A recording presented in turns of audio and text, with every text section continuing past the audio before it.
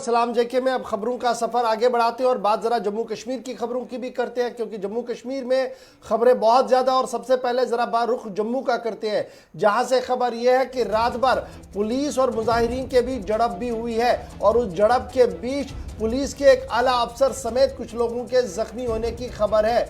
बजाल्टा जम्मू का इलाका है जहां पर आपसी रसाकशी के बीच 5 शहरियों के जख्मी होने की भी इतला आ रही है। और इस आपसी रसाकशी के बीच जब पुलिस ने मुदाखलत की तो पुलिस पर पथराव किया गया, जिसके नतीजे में कुछ लोगों के जख्मी होने की इतलात इस वक्त मौसूल हो रही है।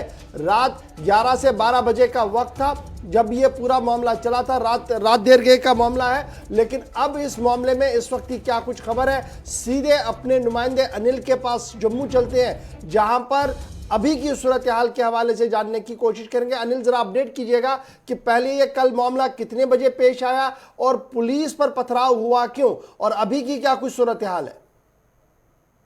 जी गुहा जी, अगर मैं बताते चलूं, बीती रात का ये मामला है और ये तफ्तीश जारी है कि वहां पर क्या मुख्य कारण रहा था कि दो आपसी लोग थे कि जो एक व्यक्ति जो बताया जा रहा था कि अपने ट्यूशन के लिए रवाना हो रहा था, तो उसे किसी ने रोकने की कोशिश की। तो उस बीच जो है उसको कहीं ना कहीं जो है उसको मारने की कोशिश की। जब वहां के स्थानीय लोगों ने उसे देखा तो वहां से जो वो लोग थे वो फरार होने की कोशिश कर रहे थे। तो उसी बीच जब उन्होंने पकड़ने की कोशिश की तो वो लोग तमाम जो 4 से 5 व्यक्ति जो लोग बताए जा रहे हैं वो फरार हो गए।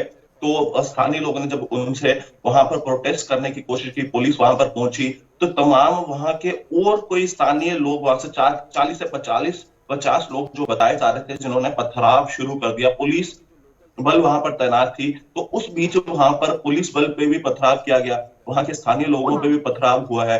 और ये मुख्य कारण में ये भी बताया जा रहा है, पुलिस के द्वारा ये भी बताया जा रहा है कि 2 लोगों को हिरासत में लिया गया है, जिसमें ये भी बताया जा रहा था कि 5 लोग थे जिन्होंने ये वारदात को अंजाम देने की कोशिश की थी, जिसमें से 2 आरोपियों को जो है अभी तक जो है हिरासत में लिया गया। अनिल, ये बताइएगा, ये सभी लोग लोकल्स हैं, स्थानीय हैं वहां के, जिनमें झगड़ा हुआ, और ये बता रहे हैं कि जो हम थोड़ी देर पहले बात सुन रहे थे आपकी उनके साथ हुई, तो तकरीबन ये मामला 2 महीने पहले से शुरू हुआ था, बार बार तंग किया जा रहा था। अब ये तंग करने वाले लोग बाहर से इस एरिया में आते हैं या फिर वहीं के हैं?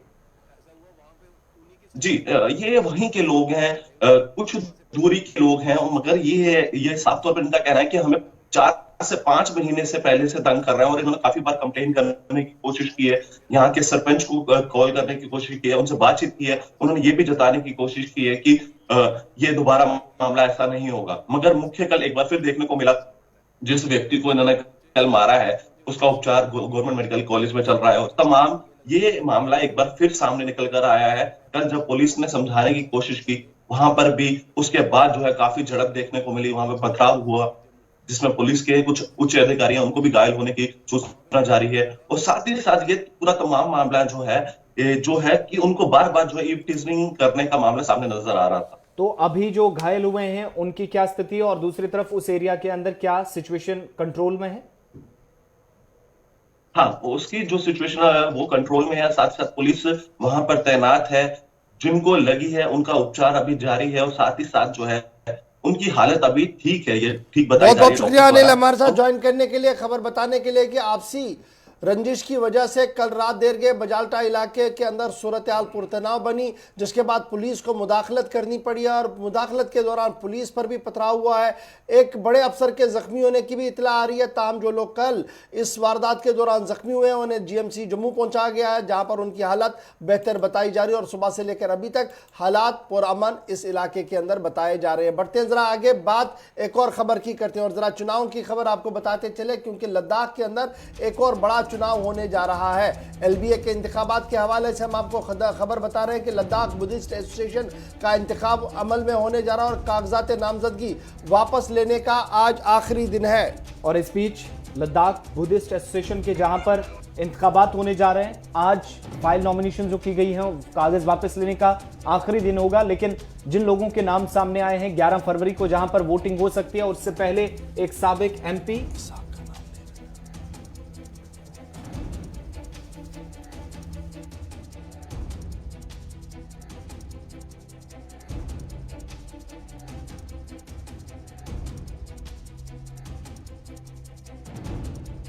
बार अपनी किस्मत आजमा रहे हैं, जिन्हें मैदान में उतारा गया है लद्दाख बुद्धिस्ट एसोसिएशन के। आपको बताते चले कि ये वो तंजीम है जहां पर मुख्तलिफ मजहबी तंजीमें भी यूनियन टेरिटरी जो अब लद्दाख है वहां पर काम करती हैं।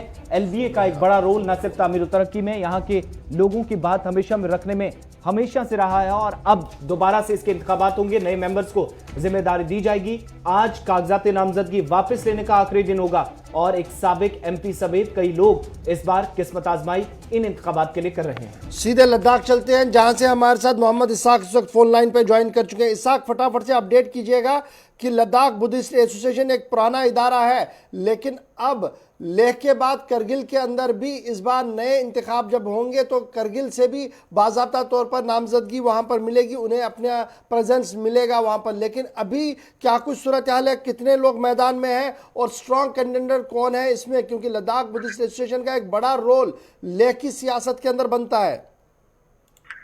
जी सर, आपको बता दें जैसे लद्दाख बुद्धिस्ट एसोसिएशन लेह के अंदर और खासकर एक बहुत बड़ा एसोसिएशन माना जाता है, रिलीजियस इन्फ्लुएंशियल एसोसिएशन माना जाता है। और लद्दाख बुद्धिस्ट एसोसिएशन का जिस तरह से प्रेसिडेंशियल इलेक्शन की बात करें तो कुछ महीने पहले प्रेसिडेंशियल इलेक्शन होना था, लेकिन इस साल पेंडेमिक की वजह से जो पोस्टपोन किया था प्रेसिडेंशियल इलेक्शन को, और अब जो है लगभग प्रेसिडेंशियल इलेक्शन लगभग नजदीक है। और आज जो है नॉमिनेशन फाइलिंग का आखिरी दिन है और आज स्क्रूटिनी ऑफ पेपर है, और अभी तक 3 लोगों ने एलबीए इलेक्शन कंटेस्ट करने के लिए नॉमिनेशन फाइल किया है। और उनमें से एक अहम चीज जो लद्दाख में और खासकर लेह में बड़ा जिनका नाम है वो श्री थुप्सन सेवांग, जो कि एपेक्स बॉडी के कोर मेंबर है, फॉर्मर मेंबर ऑफ पार्लियामेंट रह चुके हैं, फॉर्मर एलबीए के प्रेसिडेंट रह चुके हैं, फॉर्मर सीसी रह चुके हैं और सीनियर लीडर माना जाता है भारतीय, पहले कांग्रेस में, फिर इसके बाद भारतीय जनता पार्टी में, फिर अभी एपेक्स बॉडी के कोर मेंबर भी हैं। तो सबसे ज्यादा चांसेस और सबसे स्ट्रॉन्ग कैंडिडेट थुप्सन सेवांग हैं। और बाकी अगर हम 2 कैंडिडेट्स की बात करें, 2 कैंडिडेट फॉर्मर एलबीए के वाइस प्रेसिडेंट रिंचन नमगेस हैं और फॉर्मर एलबीए के यूथ वाइस प्रेसिडेंट सेवांग दुर्जे हैं। और अभी देखने वाली बात अहम होगी कि जिस तरह से अगर हम थुप्सन सेवांग जी की बात करें, वो प्रोमिनेंट जो है एक मेंबर ऑफ पार्लियामेंट के साथ साथ member for people's movement for sexual for Ladakh भी हैं, और एलबीए के प्रेसिडेंशियल सीट पे भी रहे हैं 1989 से 1995 तक। और इस बार ये देखने वाली बात आम होगी कि एक बार फिर जो है क्या सेवांग लद्दाख बुद्धिस्ट एसोसिएशन के प्रेसिडेंट बनता है कि नहीं, और सबसे ज्यादा चांस उन्हीं को है और ये स्ट्रॉन्ग कैंडिडेट हैं। बहुत बहुत शुक्रिया मोहम्मद इसाक हमारे साथ ज्वाइन करने के लिए, बताने के लिए कि आज कागजात नामजदगी वापस लेने का आखिरी दिन है और अगर एक से ज़्यादा नामजदगियाँ मिली तो इंतखाब होगा। लेकिन फ़िलहाल बड़ी खबर यह कि लद्दाख बुद्धिस्ट एसोसिएशन के इंतखाबात के हवाले से ये है कि आज कागजात नाम वापस लेने का आखिरी दिन है और सबसे बड़ा नाम जो इसमें है वो वही नाम है थुप्सन सेवांग, जो इससे पहले भी 1989 से 1995 तक एलबीए के सदर भी रह चुके हैं और इस वक्त 6 शेड्यूल कमेटी कोर कमेटी के मेंबर भी है।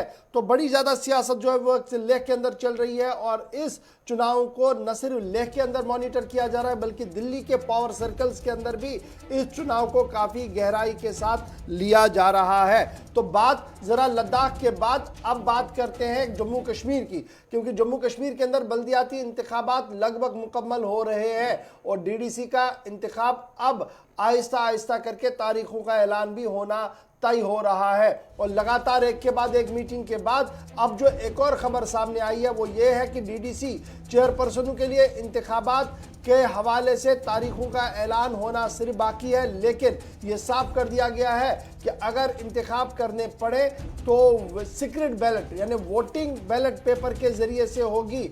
आप खुफिया वोट डालेंगे, खुलेआम वोट डालने का मतलब ये होता है कि आप क्लियरली बताएंगे यहाँ खुफिया वोट किसी को भी डाल सकते हैं। तो ये वोटिंग के पैटर्न को आज क्लियर कर दिया गया है। और डीडीसी चेयरपर्सन के लिए इंतखाबात अब फरवरी में हो सकते हैं, फरवरी में ही होंगे, बल्कि 20 दिनों के अंदर जो लवाजमात हैं वो पूरी करने की हिदायत दे दी गई है। कोई एतराज होगा तो वो तमाम चीजें, पूरा प्रोसेस इसी में मुकम्मल होगा। और एक से ज्यादा उम्मीदवार किसी डिस्ट्रिक्ट के अंदर हुए, यानी इत्तेफाक की राय से कोई उम्मीदवार नहीं बनता, एक से ज्यादा यहां पर कैंडिडेट्स खड़े हो जाते हैं, तो यहां पर सीक्रेट या बैलेट पेपर के जरिए वोटिंग होगी, आप दिखाकर वोट नहीं डाल सकेंगे।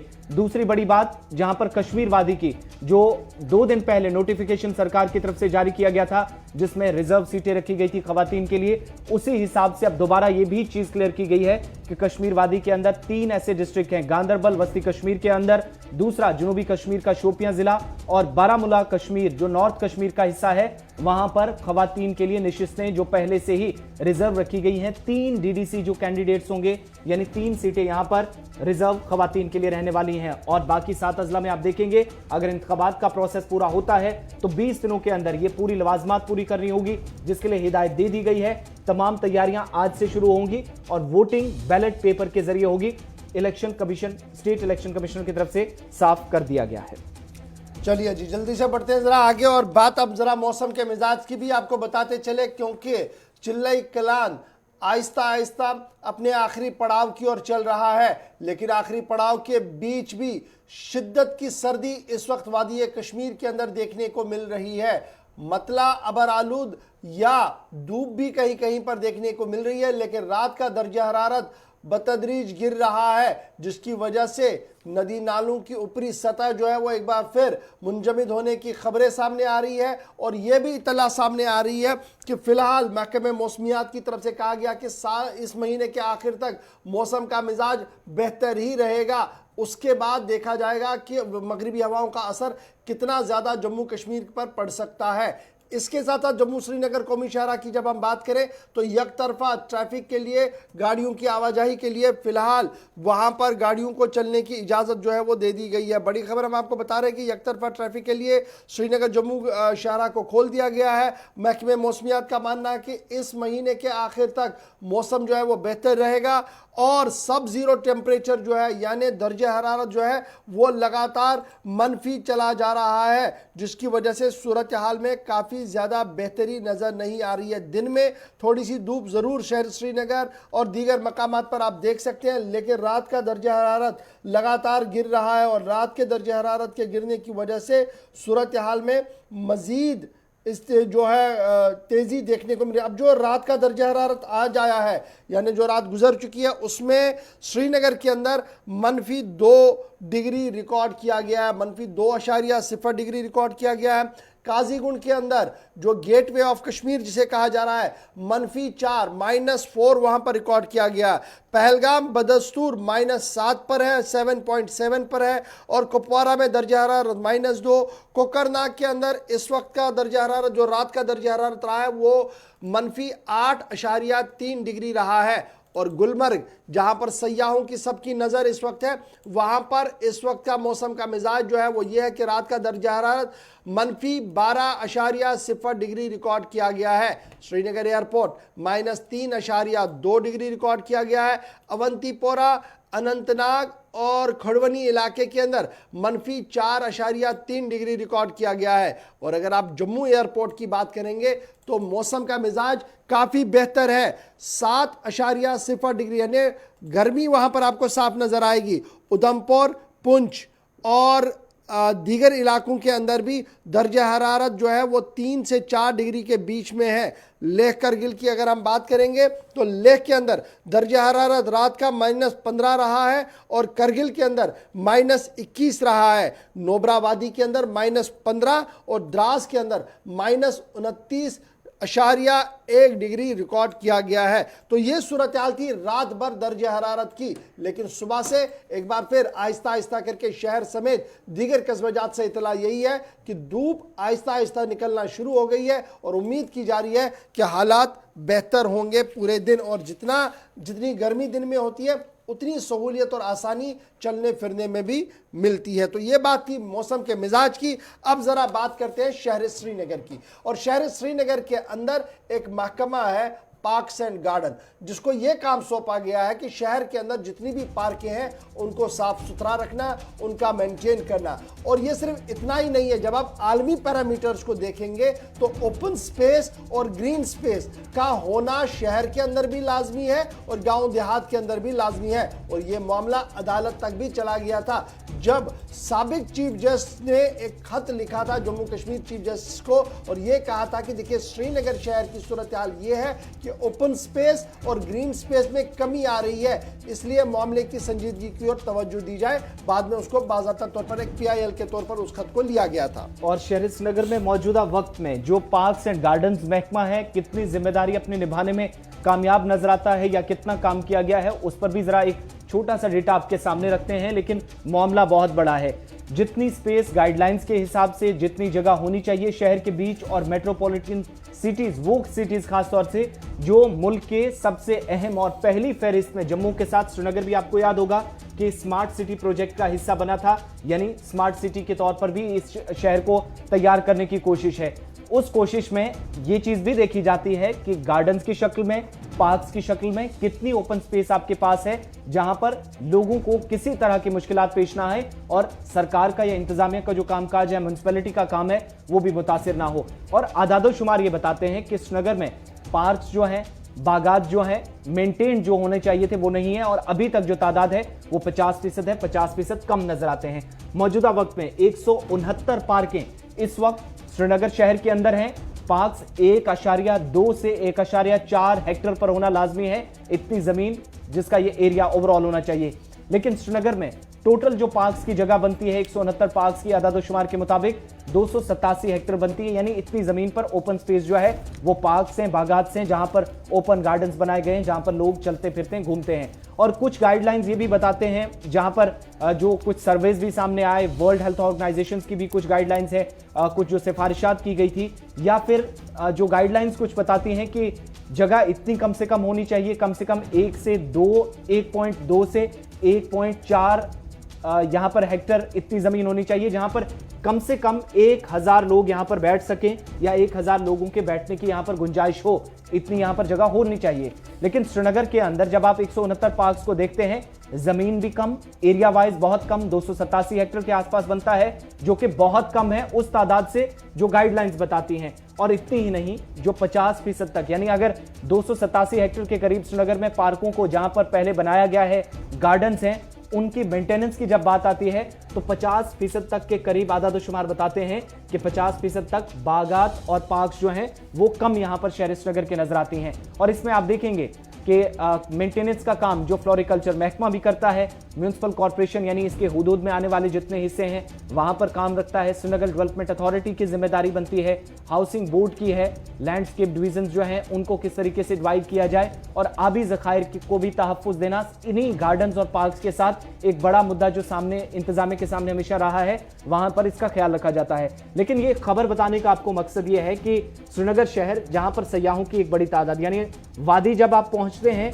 तो श्रीनगर एक सेंटर है जहां पर सबसे पहले सयाह उतरते हैं। हवाई अड्डे से जाएंगे, जमीनी रास्ते से जाएंगे तो पहले श्रीनगर के अंदर दाखिल होंगे, पहली तस्वीर शहर की उनके सामने होगी। और पहुंचते पहुंचते जो गाइडलाइंस हैं, जो 1.4 हेक्टर तक हमने बताई कि इतनी जमीन ऑलमोस्ट होनी चाहिए, ओपन स्पेस जो शहर के अंदर होनी चाहिए थी, मेट्रोपॉलिटन सिटीज की जब बात होती है या स्मार्ट सिटी प्रोजेक्ट को जब ध्यान में रखा जाता है तो श्रीनगर इन गाइडलाइन से, इन आदादोशुमार से कहीं पीछे है। पार्क्स की तादाद ओवरऑल आदादोशुमार खुद जो महकमे के जो इंतजामिया के बताते हैं कि 287 हेक्टर पर इस वक्त ये पार्क्स फैले हुए हैं। 287 हेक्टर्स के अंदर 50% का ही हिस्सा इस वक्त जहां पर बागात हैं और गाइडलाइंस की कहीं यूं कह लीजिए कि दूर दूर पर तक उन पर एक तो जमीन तो पूरी है नहीं ओपन स्पेस के लिए। लेकिन इशफाक एक चीज और भी यहां पर हमारे इस वक्त एक व्यूअर भी पूछ रहे हैं सोशल मीडिया पर कि क्या जो इस वक्त हम 287 बता रहे हैं, जो हालांकि आदादोशुमार खुद इंतजामिया के हैं, ये वो लोगों के सामने रख रहे हैं, लेकिन इन सब के बीच में क्या जिम्मेदारी ये मुतलका महकमों की जो थी कि सरकार के सामने, उन सीनियर अथॉरिटीज के सामने जिनको ये पूरा डेटा प्रोवाइड किया जाना चाहिए था कि हमारे पास जमीन है लेकिन हम उन्हें मेंटेन करने में नाकाम रहे, क्या वो वाकई में जमीनी सतह पर कम हुआ है जिसकी वजह से 287 हेक्टर पर सिर्फ हम जो मेंटेन पार्क्स हैं या गार्डन्स हैं उनको तैयार करने में अभी तक कामयाब हो पाए हैं? देखिए, यहाँ पर दो चीज़ें देखनी पड़ेंगी। एक ये कि सरकार के पास जितनी ज़मीन है क्या वो भी मेंटेन हो पा रही है, नंबर एक। और नंबर दो, जो ओपन स्पेस और दीगर चीज़ों की बातें हैं वो भी यहाँ पर मेंटेन नहीं हो पा रही है। और अगर आप इसी रिपोर्ट को देखेंगे, जो सरकारी रिपोर्ट है, तो हम जो है वो बतदरीज पीछे जा रहे हैं। और जब हम इस चीज़ को देखते हैं तो श्रीनगर जो है वो अब आहिस्ता आहिस्ता करके अपने रिवायती बागात को खो चुका है। सबसे पहले आपको याद होगा कि शहर की जब हम बात करते हैं तो बागली मर्दा खां का बाग हुआ करता था और दिलावर खान का बाग हुआ करता था और उसके साथ दीवान बाग हुआ करता था। अब वो चीज़ें आपको दिखेंगी नहीं, क्योंकि हर जगह पर आपको अब बिल्डिंगें नज़र आएंगी और उस वजह से जो ओपन स्पेस और ग्रीन स्पेस की बातें हो रही है वो है नहीं। और पिछले 4-5 साल के दौरान एजेंसियां जो है वो बुरी तरह से नाकाम हुई है इनको मेंटेन करने के लिए। और साल 2016 में जस्टिस बिलाल नाज़की साहब जो रिटायर है, उन्होंने बाज़ाब्ता तौर पर एक ख़त लिखा था जम्मू कश्मीर के चीफ जस्टिस को उस वक्त, और उन्होंने कहा था कि ग्रीन स्पेस जो है वो श्रिंक हो रहा है और ये ग्रीन स्पेस का श्रिंक होना आलमी हिफ्ज़ान सेहत जो गाइडलाइंस है उसके लिए भी ख़तरनाक है। और उसके बाद कुछ दिनों के लिए हमने बड़ी हलचल भी इसमें देखी थी। अगर आप इस वक्त देखेंगे कि आपकी स्पेस कितनी है, वाराणसी के पास कितनी है, 24.78 स्क्वायर किलोमीटर। भोपाल जो मेंटेन कर पा रहा है वो that is 18.62 square kilometre. Chandigarh जो है वो 17.43 स्क्वायर किलो। और इन सब के मुकाबले में श्रीनगर जब आप देखेंगे तो वो बहुत पीछे है और बहुत कम है। और यही वजह है कि अभी जो मौजूदा सिस्टम भी हमारे पास है उसमें 50% कमी आपको नज़र आएगी, क्योंकि मेंटेन भी नहीं हो पा रही है और नया बनाने का सवाल ही पैदा नहीं होता। सीधे श्रीनगर चलते हैं, आपके साथ फोन लाइन पर इस वक्त इरफान फाजिल भी हैं। सैयद इरफान फाजिल हमारे साथ हैं। इरफान, पार्क्स और गार्डन्स की बात हो रही है, जब मेंटेनेंस की बात आती है तो वाकई में शहर के अंदर जो 287 हेक्टेयर के आसपास जो जमीन है जिस पर अभी ओपन स्पेस हमारे पास है श्रीनगर शहर के अंदर, तो मेंटेनेंस की जहां तक बात हो रही है, जो लोग भी इस वक्त पूछ रहे हैं क्या वाकई में मेंटेनेंस हो पा रही है उस 287 की, यानी 50% अगर हमारे पास कम है तो 50% ऑलरेडी जो है हमारे पास, वो कितना मेंटेन करने में कंसर्न अथॉरिटीज कामयाब हो पाई हैं? देखिए आसिफ साहब, जैसे गौर साहब ने भी दुरुस्त फरमाया और साथ ही साथ आपके सवाल पर भी मैं आना चाहूंगा। सबसे पहले अगर गार्डन्स और पार्क्स की बात करें वादी कश्मीर को लेकर, यहाँ पे कोई टाउन प्लानिंग नहीं है। अगर टाउन प्लानिंग यहाँ होती तो कई सारी चीजें ठीक हो जाती, क्योंकि शहर को स्मार्ट बनाने के लिए स्मार्ट सिटी प्लानिंग तो चलती है, मगर जबकि हम देखते हैं कि जो हमारे हिस्टोरिकल गार्डन्स है जिसमें देवान बाग है, बागली मर्दा है, बाग दिलावर खान है, अब हम वो गार्डन भी खो गए हैं। जबकि आपने देखा, गौर साहब ने भी फरमाया, वाराणसी, भोपाल या चंडीगढ़ की अगर हम बात करते हैं, इन रेस्पेक्ट ऑफ श्रीनगर अगर देखा जाए, इसकी जो स्पेस है वो बहुत कम रह गई है, क्योंकि यहाँ कंस्ट्रक्शन ज्यादा हो रही है। और अब देखिए श्रीनगर, इसमें जो मैक्सिमम अगर मैं बात करूं उन डिपार्टमेंट्स का काम है जो इस पर नजर रखे, मगर वही डिपार्टमेंट इसमें हम कह सकते हैं कि जो सबसे ज्यादा इसकी मेंटेनेंस खत्म कर रहे हैं। उसमें सबसे पहले अगर मैं नाम लेना चाहूंगा वो है फ्लोरिकल्चर, या जम्मू कश्मीर म्यूनसिपैलिटी की अगर मैं बात करूं, श्रीनगर डेवलपमेंट अथॉरिटी की बात करूं, यानी ये जो खुसूसन या जे हाउसिंग बोर्ड जो है, लैंडस्केप डिवीजन, उनका काम है जो बिल्कुल टस से मस्त हो रहे हैं और खुसूसन इस पर तवज्जो नहीं दे पा रहे हैं। जबकि आप WHO की अगर आप रिपोर्ट भी देखें तो उन्होंने सजेस्ट किया है ग्रीन एरिया को लेकर, जिसमें उन्होंने कहा है कि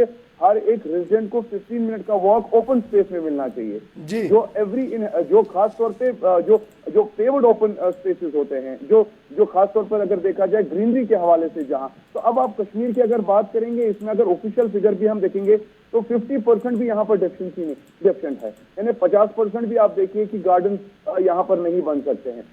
बहुत बहुत शुक्रिया सईद इरफान फाजिल हमारे साथ ज्वाइन करने के लिए। फिलहाल जो सरकारी एदाद-ओ-शुमार है URDPFRI के साल 2015-16 के दौरान जो तहरीर किए गए थे, उसके हिसाब से हमारे पास जो इस वक्त ऑफिशियल डाटा है, डेट इज 169 पार्क्स एग्जिस्ट करती है श्रीनगर के अंदर, और टोटल एरिया जो हमारे पास है 287 हेक्टेयर्स है। और कम से कम सरकारी फिगर के हिसाब से हमारे पास कितना होना चाहिए जी, 570 से 80 के बीच में। जिस तरीके की हमारी आबादी है, 570 से 80 के बीच में हमारे पास ओपन एयर स्पेस होना चाहिए। हर 1000 आदमी के पास एक ओपन एयर स्पेस होनी चाहिए जहां पर वो चहलकदमी कर सके, जहां पर वो रह सके। वो नहीं है तो इसीलिए माना जा रहा कि हमने जी बड़ी टाउन प्लानिंग की ज़रूरत है। और बड़ी टाउन प्लानिंग की ज़रूरत इसलिए है क्योंकि ये सारी चीज़ें उसमें आती हैं। अब ये स्मार्ट सिटी और टाउन प्लानिंग की बातें हम हमेशा सुनते हैं, लेकिन इम्प्लीमेंट कब होगी ये सबसे बड़ा सवाल है। ब्रेक के लिए यहाँ रुक रहे हैं, ब्रेक के उस पार आएंगे, फ़ोन लाइन्स हम खोल देंगे, आपकी फ़ोन्स को भी ज्वाइन करवाएंगे। साथ साथ बर्ड फ्लू के हवाले से एक और खबर सामने आई है, उस पर भी बात करेंगे। लेफ्टिनेंट लेफ्टिनेंट गवर्नर साहब ने कल जमीन को लेकर एक बयान दिया है, वो बयान है क्या, उस पर भी बात करेंगे और साथ साथ आपकी फोन कॉल्स को भी शामिल प्रोग्राम करेंगे, लेकिन छोटे से तिजारती वक्फे के फौरन बाद।